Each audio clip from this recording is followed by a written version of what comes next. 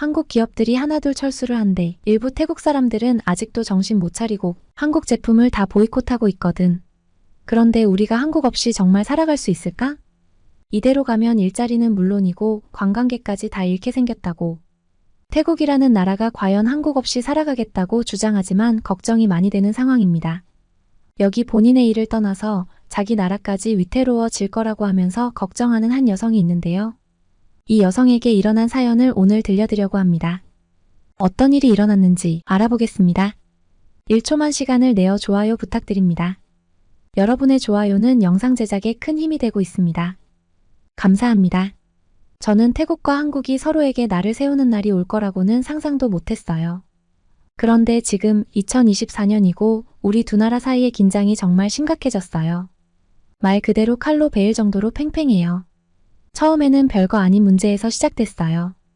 그 누구도 처음엔 심각하게 받아들이지 않았거든요. 태국 사람들이 몰래 한국에 불법으로 들어가기 시작한 거예요. 일부는 범죄에 연루되었고 그게 한국 사람들을 화나게 했죠. 그래서 한국 정부는 태국 사람들이 한국에 입국하는 걸 더 어렵게 만들었어요. 이제 한국에 가고 싶으면 한참을 기다려야 하고 온갖 서류 작업을 다 해야 돼요. 정말 골치 아픈 일이 됐죠. 우리 태국 사람들은 그게 굉장히 모욕적이라고 느꼈어요. 그래서 우리는 한국에 타격을 주기로 했죠. 그들의 돈줄을 건드리는 거예요. 한국 제품을 안 사기로 했어요. 더 이상 한국산 핸드폰도 한국산 차도 한국 화장품도 사지 않는 거예요. 뭐든지 한국산이면 전부 불매 운동을 했어요. 처음엔 좀 우습다고 생각했어요. 저도 한국 드라마를 정말 좋아하는데 갑자기 주위 사람들이 한국 드라마는 들어본 적도 없는 것처럼 굴더라고요. 제 친구 나띠는 자기가 좋아하던 K-팝 앨범들을 다 버리기까지 했어요. 그런데 어느 순간부터 비어있는 한국 가게들이 눈에 들어오기 시작했어요. 거리가 한국 관광객들로 북적이던 때와는 너무 달라서 그때서야 이게 장난이 아니라는 걸 깨달았어요. 안녕하세요. 저는 니란이라고 합니다. 저는 25살이고 기술업계에서 일하고 있으면서 대학교도 다니며 국제학에 대해 공부 중이에요. 저는 항상 한국의 놀라운 기술을 존경해왔어요. 그들의 로봇을 본 적 있어요? 그리고 그 엄청나게 빠른 인터넷이요? 저도 언젠가 태국이 그런 멋진 걸 할 수 있기를 꿈꾸고 있어요. 그런데 이제 우리 두 나라가 이렇게 싸우고 있으니 그 꿈이 더 멀어지기만 하는 것 같아요. 우리가 서로 말도 안 하는데 어떻게 한국의 기술 전문가들한테 배울 수 있겠어요? 누군가 계속 도구를 빼앗아 가는데 다리를 지으려고 하는 것 같아요. 가장 안타까운 건 이 싸움이 실제 사람들에게 영향을 미치고 있다는 거예요. 제 이모가 해변 근처에 작은 호텔을 운영하시는데 예전엔 한국 관광객들이 많이 왔었어요. 그런데 이제는 방이 거의 비어 있어요. 지난달에는 직원들 몇 명을 해고하셔야 했어요. 이모가 그렇게 걱정하는 모습을 보니까 정말 마음이 아팠어요. 제 이모뿐만이 아니었습니다. 어디를 봐도 그 영향이 보여요. 길 건너에서 한국 길거리 음식을 팔던 아저씨, 이제는 그 가게도 없어졌어요. 한국어를 가르치던 어학원도 문을 닫았어요. 마치 우리 도시의 한 부분이 지워진 것 같아요. 가끔은 한국 쪽에서는 어떤지 상상해보기도 해요. 저 같은 한국 친구들도 자기네들이 좋아하는 태국 과자를 더 이상 못 찾아서 답답해하고 있을까요? 한국의 기업들도 여기에서 물건을 못 팔아서 어려움을 겪고 있을까요? 생각해보면 사무실에 앉아있는 사람들이 내린 결정이 우리 같은 평범한 사람들의 삶을 이렇게 바꾸고 있는 게 참 이상해요. 근데 진짜 웃긴 건 이 모든 일에도 불구하고 저는 여전히 한국의 기술을 존경하고 있다는 거예요. 얼마 전에 한국에서 새로 나온 인공지능이 책 한 권을 다 쓴다는 영상을 봤어요. 정말 놀라웠어요. 제 마음속 한편에서는 화가 나서 다른 사람들처럼 한국 물건을 보이콧하고 싶은 마음도 있어요. 그런데 또 다른 한편에서는 우리가 함께 협력하면 얼마나 멋진 성과를 낼 수 있을지에 대한 꿈을 멈출 수가 없어요. 저는 언젠가 이 문제가 해결되길 바라고 있어요. 저보다 더 똑똑한 누군가가 해결책을 찾아줄지 아니면 그냥 시간이 지나면서 사람들이 진정하고 우리가 친구로 지내는 게 더 낫다는 걸 깨닫게 될지 모르겠지만요. 지금으로서는 그저 어중간한 상태에 갇힌 것 같아요. 제 나라가 자랑스럽지만 동시에 우리가 한국과 가졌던 그 연결이 그리워요. 마치 두 세계 사이에 갇혀서 어디에도 속하지 못하는 느낌이 들어요. 매일 퇴근길에 한국 음식점들이 비어있고 문을 닫은 가게들 옆을 지나가면서 이런 생각을 해요. 도대체 우리가 어떻게 여기까지 오게 된 걸까? 그리고 더 중요한 질문은 우리는 어떻게 다시 돌아갈 수 있을까? 대학교 강의실에 들어서자마자 심장이 쿵쿵 뛰었어요. 오늘 수업 주제는 국제관계였고 오늘 수업은 특히나 긴장감이 흐를 거라는 걸 알고 있었죠. 태국, 제 모국과 한국 사이의 갈등이 모두의 머릿속에 있었거든요. 자리에 앉자마자 그 팽팽한 분위기가 느껴졌어요. 우리 교수님, 권 박사님은 강단 앞에 서 계셨어요. 키가 크고 짧은 검은 머리에 눈빛이 날카로우신 분이죠. 교수님이 말씀을 시작하자 강의실은 순식간에 조용해졌어요. 오늘은 태국과 한국 사이의 현재 상황이 경제에 미치는 영향을 토론해 볼 겁니다. 교수님이 확고하고 명료한 목소리로 말씀하셨어요. 저는 몸을 앞으로 기울이면서 더 귀 기울였어요. 이건 저한테 개인적으로 중요한 주제였거든요. 저는 태국에서 기술 산업에 종사하는 한 사람으로서 한국을 항상 우러러보며 자랐어요. 한국의 기술은 정말 놀라웠고 언젠가는 한국 기업들과 함께 일해보고 싶다는 꿈을 갖고 있었죠. 하지만 지금 그 꿈은 멀어져 보였어요. 권 박사님이 버튼을 누르자 큰 그래프가 그녀 뒤 화면에 나타났어요. 두 개의 선이 급격하게 내려가는 모습이었어요. 이것이 바로 지금 우리 경제에서 벌어지고 있는 일입니다. 교수님이 그래프를 가리키며 말씀하셨어요. 교수님은 갈등이 어떻게 시작되었는지 설명해 주셨어요. 태국 사람들이 불법으로 한국에 입국해서 문제가 생겼고 그로 인해 한국 정부는 태국인들이 입국하기 어렵게 만들었죠. 그러자 많은 태국 사람들이 화가 나서 한국 제품을 사지 않기 시작했어요. 한번 생각해 보세요. 권 박사님이 말씀하셨어요. 여러분 중 몇 명이 삼성 휴대폰을 가지고 있나요? 아니면 한국 드라마를 보나요? 많은 학생들이 손을 들었고 저도 그중 하나였어요. 저는 제 휴대폰을 내려다보며 그 출처를 새삼스럽게 의식하게 됐어요. 이제 그 모든 게 하룻밤 사이에 사라진다고 상상해 보세요. 교수님이 이어가셨어요. 저는 상상해 보려고 했어요. 더 이상 한국 기술도 K-팝도 한국 화장품도 없는 세상. 정말 상상하기 힘들었어요. 하지만 이건 단지 휴대폰이나 TV 프로그램에 관한 문제가 아닙니다. 교수님이 계속 말씀하셨어요. 태국 내에 한국 기업들이 문을 닫고 있어요. 그게 무슨 의미인지 아세요? 우리 모두 고개를 저었어요. 그건 사람들이 일자리를 잃고 있다는 뜻이에요. 가족들이 생계를 꾸리기 힘들어지고 있죠. 강의실은 핀 떨어지는 소리까지 들릴 정도로 조용했어요. 제 속이 갑자기 답답해졌어요. 상황이 이렇게 심각한 줄 몰랐거든요. 그때 앞줄에 앉은 한 학생이 손을 들었어요. 하지만 교수님, 그 학생이 말했어요. 태국은 한국 기업이 없어도 됩니다. 우리 스스로 살아갈 수 있어요. 권 박사님은 잠시 그 학생을 바라보더니 대답하셨어요. 재미있는 의견이네요, 나띠. 하지만 숫자를 한번 봅시다. 교수님이 슬라이드를 바꾸자 이번엔 원형 차트가 나타났어요. 이건 태국의 GDP, 즉 우리나라에서 생산되는 모든 재화와 서비스의 총 가치를 나타낸 거예요. 교수님이 설명하셨어요. 이 부분을 보세요. 우리 경제에서 관광업이 차지하는 비율이죠. 그 비율은 제가 예상했던 것보다 훨씬 컸어요. 이제 한국인 관광객들이 우리 관광업에서 큰 부분을 차지했었어요. 하지만 갈등이 시작된 이후 그들이 오지 않게 됐어요. 호텔은 텅 비고 식당들은 문을 닫고 가이드들은 일자리를 잃었죠. 저는 푸켓에서 관광 가이드로 일하는 사촌이 생각났어요. 그 사촌이 요즘 일이 얼마나 없는지 불평했던 게 떠올랐죠. 이제 그 이유를 알겠더라고요. 하지만 단지 관광만의 문제가 아닙니다. 교수님이 계속 말씀하셨어요. 한국 기업들은 수천 명의 태국인 노동자를 고용하고 있어요. 그들은 태국 기업들로부터 물품을 사들이고 우리 학교와 병원을 운영하는 데 필요한 세금을 냅니다. 교수님은 잠시 말을 멈추고 강의실을 둘러보셨어요. 우리는 생각보다 더 긴밀하게 연결되어 있어요. 제 머릿속이 어지러워지기 시작했어요. 저는 항상 세계화가 긍정적인 것이라고만 생각했어요. 나라들이 함께 협력하고 성장하는 방식이니까요. 하지만 이제 그 이면도 보이기 시작했어요. 나라들이 싸우면 고통을 겪는 건 정부뿐만이 아니라 저와 같은 평범한 사람들도 포함된다는 걸 깨달았어요. 토론이 점점 뜨거워지자 저는 갈등을 느꼈어요. 한편으로는 나띠의 말에 동의하고 싶었어요. 태국은 독립적으로 살아갈 수 있어야 하지 않나요? 하지만 또 다른 한편으로는 권 교수님 말씀이 맞다는 걸 알았어요. 우리는 그저 세상과 단절할 수는 없었죠. 저는 심장이 쿵쿵거리며 손을 들었어요. 교수님, 떨리는 목소리로 말했어요. 이 갈등을 해결할 방법은 없을까요? 두 나라 모두 손해를 보고 있는 것 같아요. 교수님은 저를 보며 미소를 지으셨어요. 아주 좋은 질문이에요, 니란. 그리고 그것이 바로 지금 양국의 외교관들과 지도자들이 풀려고 하는 문제랍니다. 믿기지 않았어요.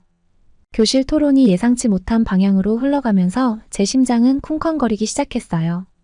모든 건 우리 반에 있던 한국인 학생 하연이가 손을 들면서 시작됐어요. 그녀는 뭔가 할 말이 있었고 눈빛에서 걱정이 엿보였어요. 뭔가 말해도 될까요? 하연이는 거의 속삭이듯 말했어요. 우리 교수님 권 박사님이 고개를 끄덕였어요. 물론이지 하연아. 말해봐. 하연이는 깊게 숨을 들이쉬더니 이야기를 시작했어요. 제 사촌이 서울에 있는 큰 병원에서 일해요. 그녀가 말했어요. 성형수술을 받으러 오는 사람들이 많이 찾는 그런 병원이요. 저는 자연스레 앞으로 몸을 기울였어요. 성형수술은 한국에서 흔한 일이었는데 하연이가 왜 갑자기 이 이야기를 꺼내는지 궁금했어요. 요즘 그 병원에 중국인 환자들이 점점 많아지고 있어요. 하연이는 계속 말했어요. 그 사람들이 한국 연예인처럼 보이려고 성형수술을 받으러 와요. 근데 그게 무서운 건 아니에요. 교실 안이 조용해졌어요. 평소에 들리던 속삭임이나 종이 넘기는 소리마저 멈췄고 모두가 하연이의 말을 집중해서 듣고 있었어요. 그 사람들 중 일부는 단순히 성형수술을 받으러 온 게 아니에요. 그녀의 목소리는 더 낮아졌어요. 그들은 한국인의 신분을 훔치려고 해요. 제 눈이 커졌어요. 신분을 훔친다고? 그게 무슨 의미지? 하연이가 설명했어요. 그 사람들이 암시장에서 가짜 신분증과 여권을 사고 있어요. 그걸 이용해서 자신들이 한국인인 척하는 거죠. 제 사촌은 어떤 사람들은 이 가짜 서류에 500만 원이나 지불한다고 들었대요. 머릿속에서 빠르게 계산을 했어요. 그게 거의 4,000달러 정도였어요. 대체 왜 그렇게 많은 돈을 내고 다른 나라 사람인 척하려고 하는 걸까요? 근데 왜요? 저도 모르게 소리내서 물었어요. 왜 그렇게까지 하죠? 하연이는 저를 바라보며 슬픈 눈으로 말했어요. 그게 좀 복잡해요. 그녀가 말했어요. 어떤 사람들은 자신이 한국인이 되면 더 나은 삶을 살 수 있을 거라고 생각해요. 한국 드라마나 케이팝 스타를 보면서 그들의 삶을 동경하는 거죠. 잠시 생각에 잠겼어요. 저도 한국 문화를 좋아하긴 하지만 법을 어기면서까지 한국인이 되고 싶을 정도로 절박하진 않았어요. 그리고 더 있어요. 하연이의 목소리가 약간 떨리기 시작했어요. 제 사촌이 말해줬는데 한 중국인 학생이 있었대요. 그 사람은 단순히 가짜 서류만 만든 게 아니었어요. 아예 가짜 삶을 만들어냈어요. 그게 무슨 말이야? 다른 학생이 물었어요. 어떤 중국인 학생이 있었어. 하연이가 살짝 떨리는 목소리로 말했어요. 그 학생은 단순히 신분을 도용한 게 아니라 아예 새로운 삶을 만들었어. 그것도 한국인으로 말이야. 저는 의자에 몸을 앞으로 기울이면서 그녀의 말을 놓치지 않으려 했어요.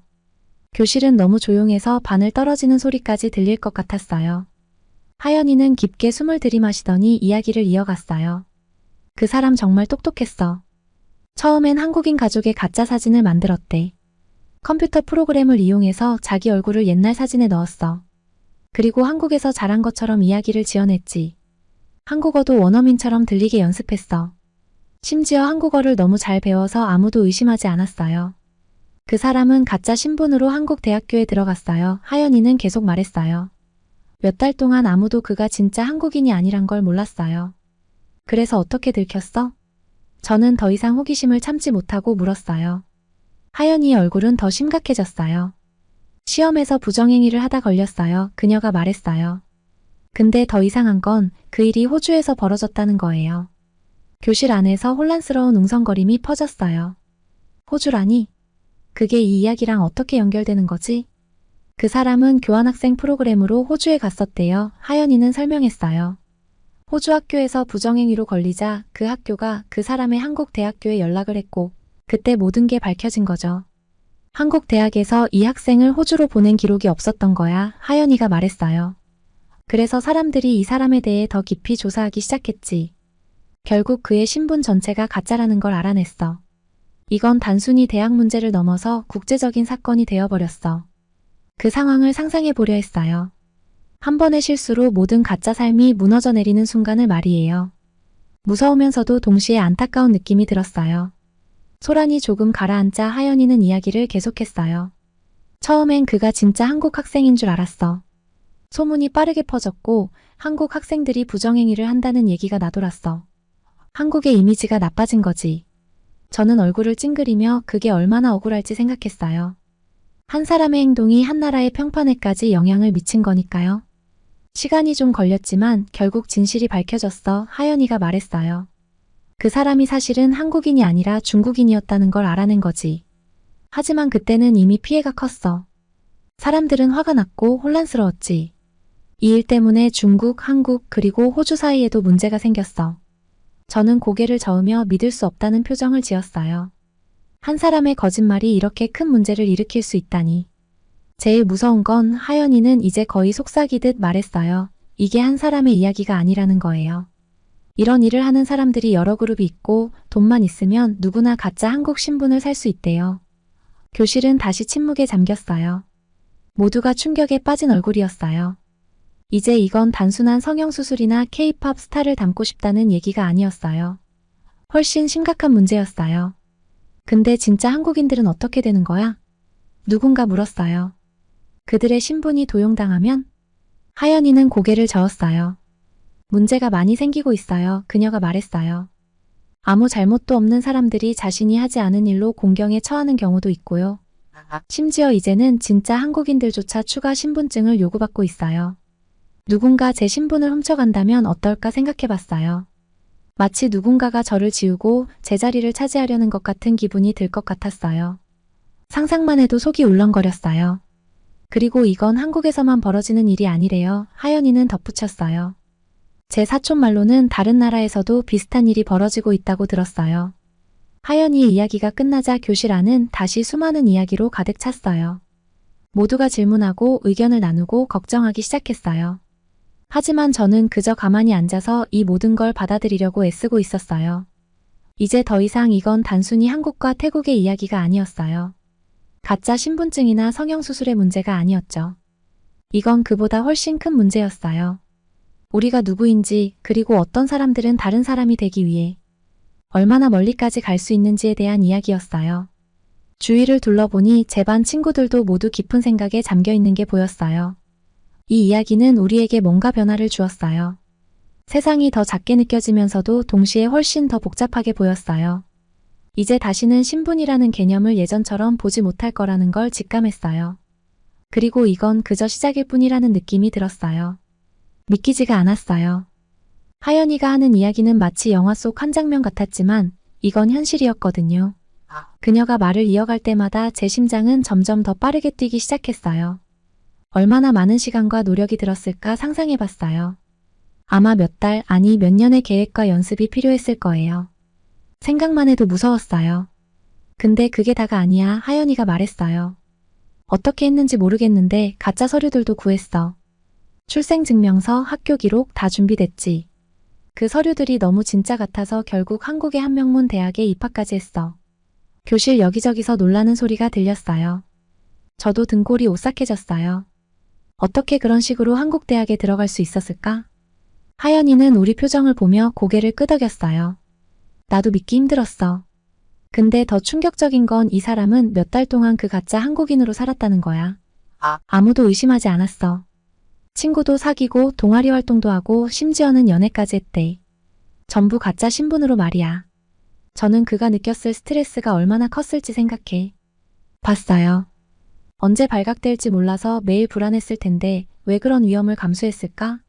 저는 이제야 일이 어디로 흘러갈지 감이 잡혔어요. 하지만 상황은 생각보다 더 심각했어요.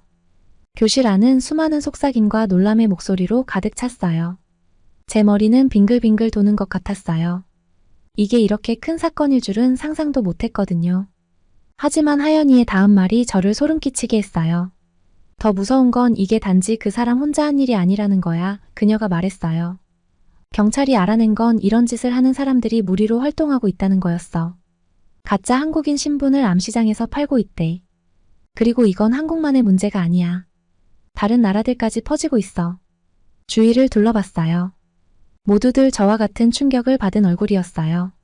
이제 이건 단지 한 학생의 이야기가 아니었어요. 거대한 지하 조직의 문제였죠. 근데 왜? 저도 모르게 물었어요. 왜 사람들은 이런 걸 하고 싶어 하는 걸까? 하연이는 어깨를 으쓱하며 슬픈 표정을 지었어요. 여러 가지 이유가 있겠지. 어떤 사람들은 한국인이면 더 좋은 기회가 있을 거라고 생각해. 또 어떤 사람들은 한국 문화를 너무 좋아해서 그 일원이 되고 싶어 해. 그리고 어떤 사람들은 그냥 자기 삶에서 도망치고 싶은 거야. 하연이의 말이 마음속에 스며들면서 여러 감정이 교차했어요. 자신을 바꿔야만 했던 사람들에 대한 안타까움, 그런 사람들을 이용해 돈을 버는 범죄자들에 대한 분노, 그리고 앞으로 이게 어떻게 될지에 대한 걱정이었죠.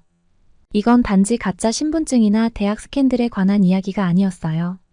정체성, 문화, 그리고 신뢰에 관한 문제였어요.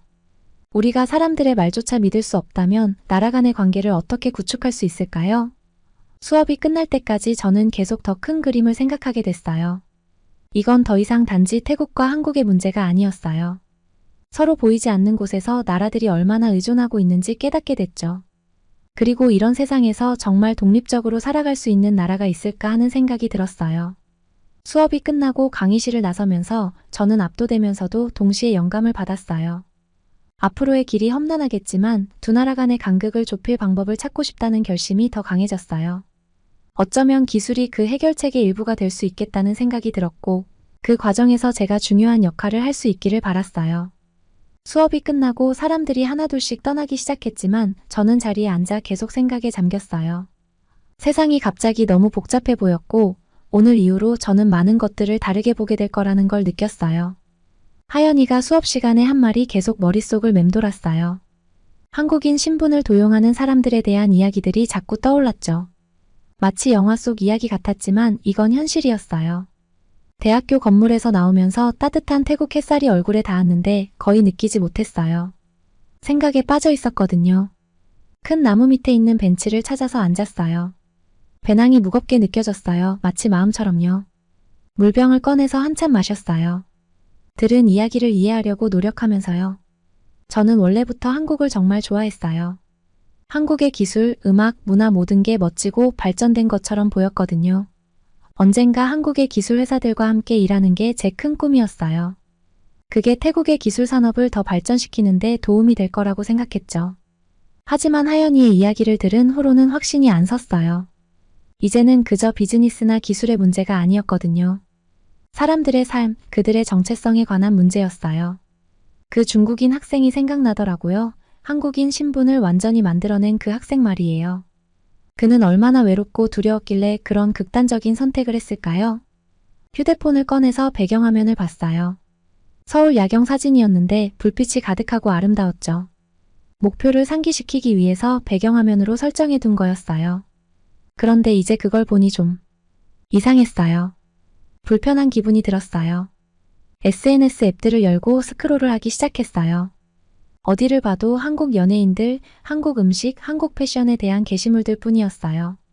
마치 온 세상이 한국에 반한 것 같았죠. 그리고 저도 이해했어요. 정말요? 하지만 이제는 궁금했어요.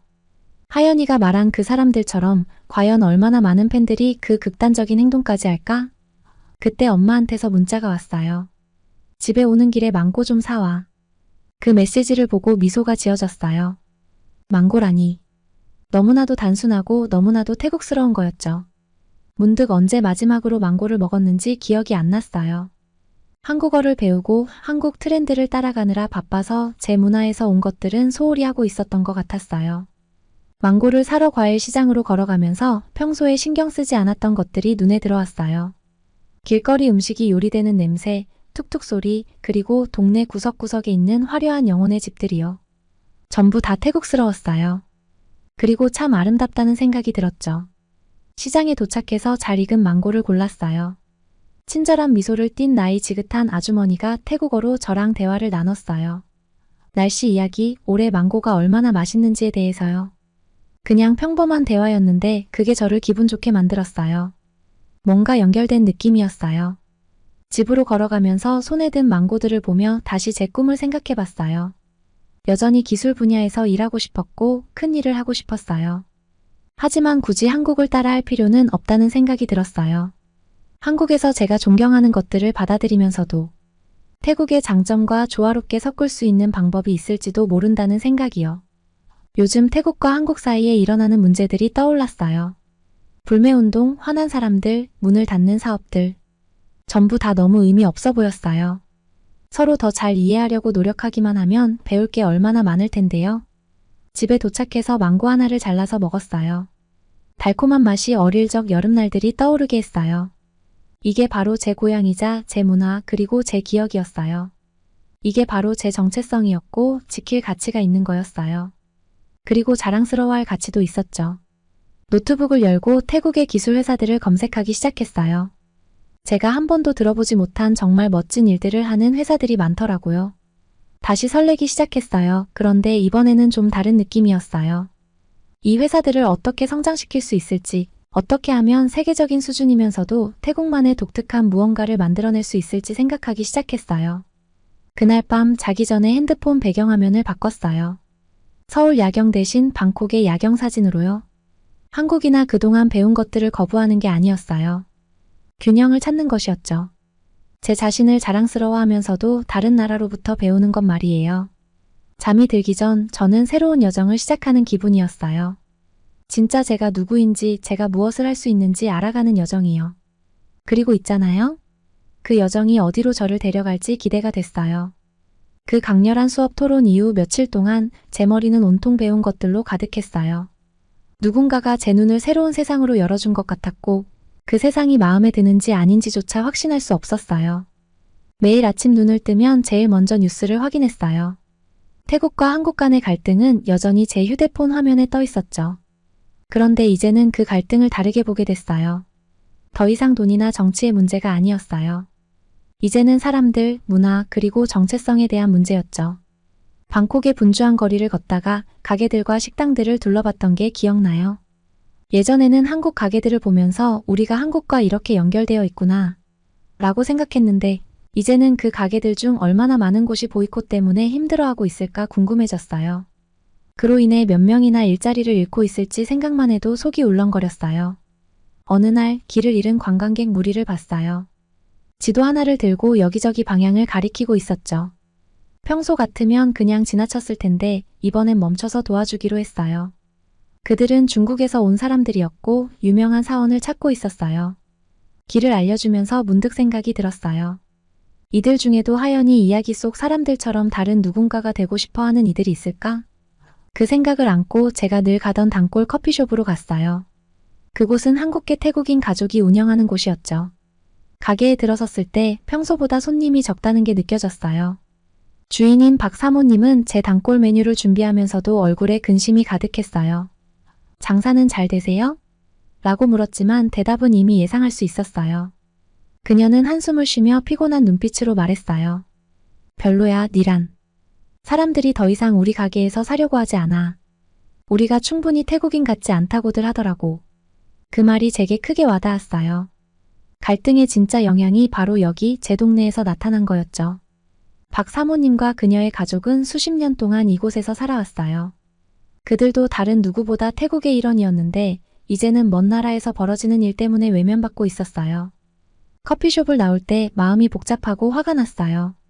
뭔가 해야 할 것 같았지만 제가 할 수 있는 일이 뭘까 고민이 됐어요. 저는 그저 한 명의 사람일 뿐이었고 이 문제는 너무 커 보였어요. 그날 밤 잠을 이루지 못했어요. 정체성 도용, 가짜 여권, 그리고 자신의 정체성을 지우려고 하는 사람들에 대해 계속 생각이 맴돌았어요. 왜 누군가가 다른 사람이 되고 싶어 할까? 그리고 그때 깨달았어요. 어쩌면 그들은 그렇게 할 수밖에 없다고 느낀 걸지도 몰라요. 다음 날 아침 저는 새로운 목적 의식을 갖고 일어났어요. 문제는 단지 태국과 한국의 갈등만이 아니었어요. 그것은 우리가 자신을 그리고 타인을 어떻게 보는지에 관한 문제였어요. 만약 사람들이 정체성을 바꾸기 위해 그렇게 극단적인 선택을 한다면 우리는 다른 문화를 더 소중하게 여기는 방식을 바꿀 필요가 있었어요. 작은 것부터 시작했어요. 제 기술 수업에서 한국만이 아닌 전 세계에서 온 혁신에 대해 더 이야기하기 시작했어요. 대학교에서 문화교류 동아리에 가입해 다른 나라에서 온 학생들을 만났어요. 우리는 서로의 이야기, 음식, 그리고 아이디어를 나눴죠. 각기 다른 곳에서 왔지만 우리가 얼마나 많은 공통점을 가지고 있는지 놀라웠어요. 몇 주가 지나면서 작은 변화들이 보이기 시작했어요. 제 동기들도 다른 문화에 대해 더 관심을 갖기 시작했고 우리는 갈등에 대해 진지하게 대화하기 시작했어요. 양측을 이해하려고 노력했죠. 가끔은 의견이 맞지 않을 때도 있었지만 대화를 계속 이어갔어요. 또한 박 사모님을 돕기로 결심했어요. 그녀의 가족이 우리 지역 사회에 기여한 이야기를 담은 소셜미디어 캠페인을 시작했어요. 조금씩 손님들이 다시 찾아오기 시작했어요. 완벽한 해결책은 아니었지만 시작이었어요. 가장 큰 변화는 제 안에서 일어났어요. 저는 성공이 다른 누군가처럼 되는 것이라고 생각했었어요. 제 경우에는 제가 존경하던 한국의 대기업들처럼요. 하지만 이제는 진정한 성공이란 다른 누군가를 따라하는 게 아니라 자신만의 최고의 모습을 만드는 거라는 걸 깨달았어요. 다른 사람에게서 배운 최선의 것들을 가지고 제가 누구인지에 충실한 방식으로 제 길을 개척할 수 있었어요. 여름이 다가오면서 태국과 한국 사이의 상황도 점차 나아지기 시작했어요. 천천히, 그리고 여전히 문제들이 남아 있었지만 어느 정도 진전이 보였어요. 외교관들이 다시 대화하고 있었고 엄격한 정책들도 재검토되고 있었죠.